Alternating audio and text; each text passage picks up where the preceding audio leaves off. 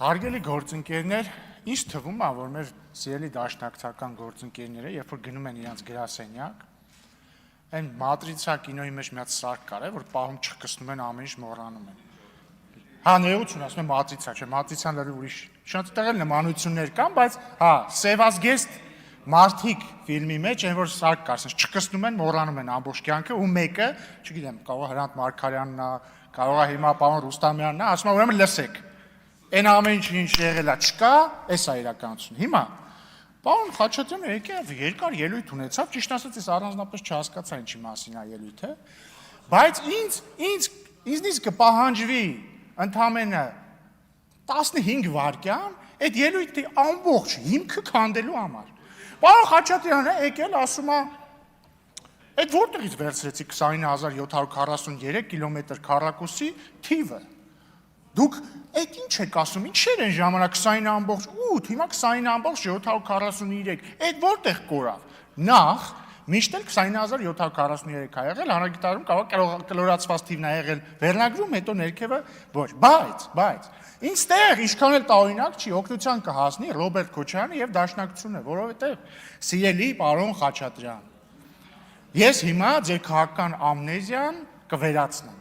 Ուրեմն Դաշնակցությունը 2005 թվականին կոալիցիայի մեջ էր Ռոբերտ Քոչարյանի նախագահության օրոք։ 2005 թվականին Հայաստանի Հանրապետության կառավարությունը, եթե չեմ սխալվում, նույնիսկ Քոչարյանի ստորագրությամբ, վավերացրել է Հայաստանի հողային ֆոնդը, հեսա միայնական բան անեմ, հենց փաստաթղթի անունն էլ ասեմ, էլի, Հայաստանի Հանրապետության հողային ֆոնդի առկայության եւ բաշխման վերաբերյալ հաշվետվություն։ Այնտեղ գիտեք ինչա գրած, որ Հայաստանի Հանրապետության հողային ֆոնդը բաղկացած է 2974.3 հեկտարից։ Էդ էլ որ բաժանեք համապատասխան թվի կստանա 20743 կիլոմետր քառակուսի։ Բայց կարող եք ասել դե 2005 թիվն ա եղել, խառնել ենք, չենք նկատել։ Նույնն եղել է 2010 թվին, 2015 թվին։ Հետևաբար այդ որ ասում եք որտեղից եք վերցրել այդ 20743 կիլոմետր քառակուսին, պարոն Խաչատրյան, ձեզնից ենք վերցրել։ Ձեզնից, անձամբ ձեզնից ենք վերցրել։ Այնպես որ դուք եկեք ասեք այդ ուր են կորել են մնացած հեկտարները։ Ընդհանրապես դժվար չի էլի գոնե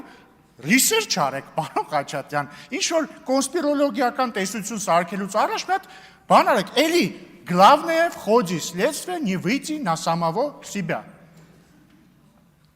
Հաջորդը, պարոն Խաչատրյան, եկել ասում եք երկար խոսեցիք Արմաթայի հռչակագրի մասին, չգիտեմ, սենց ինչ-որ սենց բաներ արեցիք, այնտեղ սևով սպիտակին գրված է, որ միջհանրապետական սահմանները, գոյություն ունեցող միջհանրապետական նկատի ունի խորհրդային հանրապետությունները, դառնում են միջպետական սահմաններ։ Դա նշանակում է այդ պահի գործող ՀԽՍՀ եւ ԱԽՍՀ, մեկը Հայաստանի խորհրդային սոցիալիստական հանրապետությունն է, մյուսը Ադրբեջանի խորհրդային սոցիալիստական հանրապետությունն է։ Այն ինչ սահման ունեն այդ պահին,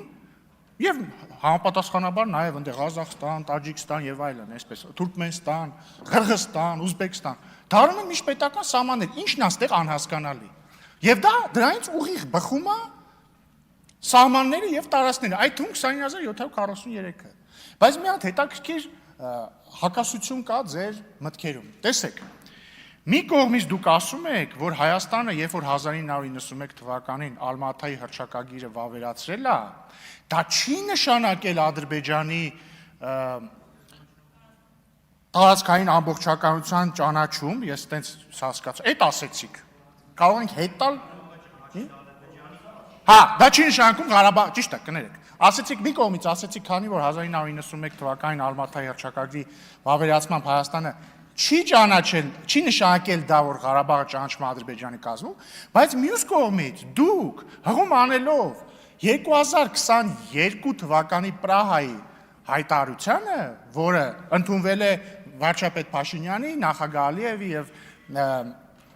եւ նախագահ Մակրոնի եւ Շարլ Միշելի անունից։ Այնտեղ ինչ ա գրած, կողմերը վերահաստատում են միմյանց տարածքային ամբողջականության ճանաչումը համաձայն Ալմաթայի հռչակագրի։ Այդա դուք համարում եք փոփոխություն քաղաքականության, ինչի հետևանքով ռուսական խաղաղապահ ուժերը իրենց ֆունկցիան չկատարեցիք։ Հիմա կողմնորոշվեք Ալմաթայի հռչակագրով միմյանց տարածքային ամբողջականության ճանաչումը նշանակում է նախկին խորհրդային հանրապետությունների սահմանների ճանաչում, թե չի նշանակում, որովհետև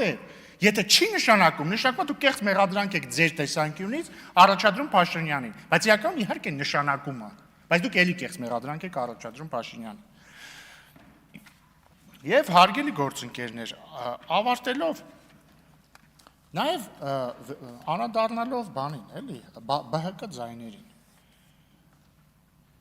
Ես կարծում եմ, որ նորից պետքա սկսենք սկզբից, էլի։ Բարգավաճ Հայաստանը չի ստացել ձայներ ձեր ասած տեղամասերում, հասկանում եք, այդ ձայները չկան ի բնե, որովհետև այդ ձայները հավարվել են անվավեր, դու չես կարող անվավեր եղած ձայնը, ասես ինքը ձայնը իրանից վերցրեցին։ Նույն ձև ոնց որ պարոն Ալեքսյանը շատ լավ օրինակ բերեց այն օրը։ Ֆուտբոլիստը գոլ է խփում, պարզում է, որ դա խաղից դուրս վիճակից խփված գոլ էր, հետևաբար դա գոլ չէր։ Հետևաբար հնարավոր չի ասել, դե եթե այդ գոլը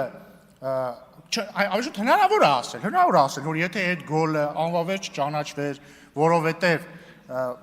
խաղից դուրս վիճակում էր, ապա գոլը կհաշվեր, այո, բայց ճանաչվել է, չէ։ Եվ ընդ որում կենտրոնական ընտրական հանձնաժողովը տվել է հիմնավորումը, թե ինչի է ինքը կարծում, որ այդ տեղամասերի արդյունքները, ավելի շուտ չեղարկումը, չի ազդել ընտրությունների արդյունքների վրա։ Ինչի։ Որովհետև, օրինակ, եթե այդ չեղարկված ձայները գումարվեին, ներողություն, չգումարվելու դեպքում, ներողություն, եթե այդ ձայները, ինչա տեղի ունեցել, հիմա այդ ձայները գումարվել են անվավերներին և հետևաբար անճշտություններին, ներողություն, անճշտություններին, և կարող է հնչել փաստակ, դե գիտեք ինչ կա, հետևաբար վավեր ձայները քչացել են, հետևաբար մեր անցնելու հավանականությունը փոքրացել է, բայց հակառակ դեպքում, եթե ուղղակի այդ անվավեր ձայները ուղղակի զրոյացվեին, չգումարվեին անճշտություններին, միևնույն է, արդյունքը լինելու էր նույնը, և հետևաբար արդյունքի վրա չի ազդել, բայց ամենակարևորը, Ժորժ ջան, իսկ կարող եք գաք ստեղ ասեք այդ ինչ զապիսներ է։ Ժորժ ջան, քյաբաբից ստեղ շատ խոսվեց, էլի։ Այդ ինչ քյաբաբ էր, այդ ձեր ներկայացուցիչները ենթադրաբար, որ իրար հետ խոսում էին։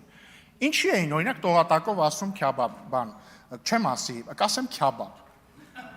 Կարող եք բացատրել, խնդրում եմ, եկեք ստեղ բացատրել, ինչպես է ստացվում, որ ձեր աջակիցները կոդային բառ են օգտագործում քյաբաբը, ու ինչի էին վախենում, որ այդ կոդային բառի իրական իմաստը, որ ասեն, խնդիրներ են ունենալու։ Կամ տարբեր խոսում ենք Ղարաբաղցի մեր քույրերի եւ եղբայրների իրավունքներից լավ ենք անում։